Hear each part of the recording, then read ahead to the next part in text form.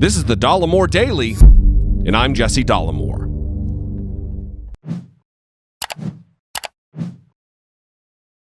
So, acting White House Chief of Staff Mick Mulvaney went on Fox News Sunday the other day with Chris Wallace and said some things that just aren't getting the amount of attention that I think they deserve.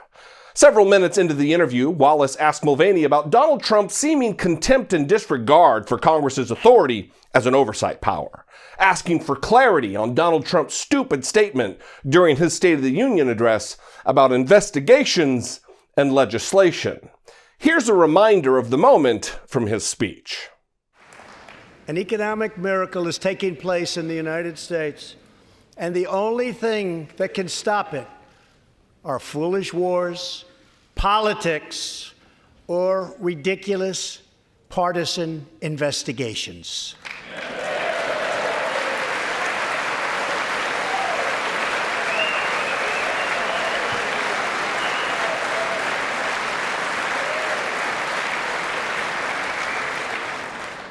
If there is going to be peace and legislation, there cannot be war and investigation. It just doesn't work that way.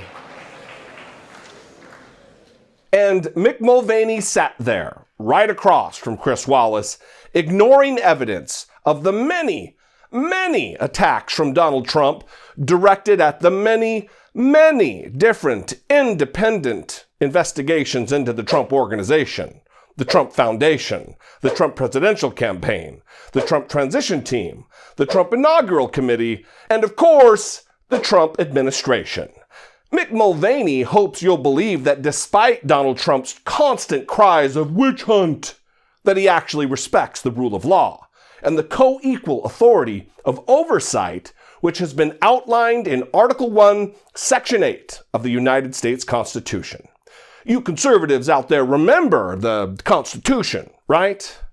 Anyway, watch Slicky Mick here try desperately to square all of Donald Trump's attacks with his agreeing with the concept of their oversight. The president absolutely agrees with the concept of that the Congress has the right to do oversight. It's one of their constitutional jobs. That's not his point. He's not trying to discourage them from doing it. What he's saying is, look, you have a choice. We can either work together on legislation or we can spend all of our time with you doing these investigations, but you can't do both. Wait. You can do both. No, and wait a minute. And presidents have done both plenty of times. Right, but it's not reasonable to expect the president to work with you on Monday on a big infrastructure bill and then on Tuesday have you punch him in the face over 15 different investigations. You were in Congress for 6 years. This is where it gets good because Chris Wallace is forced to remind this pencil-necked paid liar about his own role in all of the insane and seemingly never-ending supply of partisan investigations carried out by him and his Republican colleagues during the Obama administration. Investigations, again, which led nowhere. You were in Congress for 6 years. Are you aware? I mean, you were Sure. there of what the Republicans did to Barack Obama and Hillary Clinton on Benghazi, on Fast and Furious.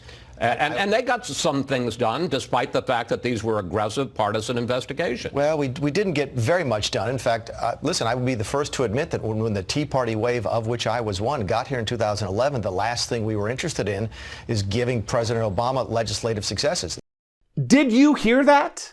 He just said that he'll be the first to admit that when the Tea Party wave, of which he was one, got to Congress in 2011, the last thing they were interested in was giving President Obama legislative successes.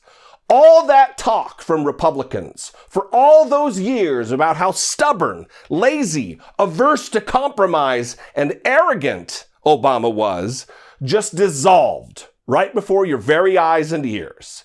Because Tea Party dingbat Mick Mulvaney just admitted that he and his Republican pals never actually cared about passing laws.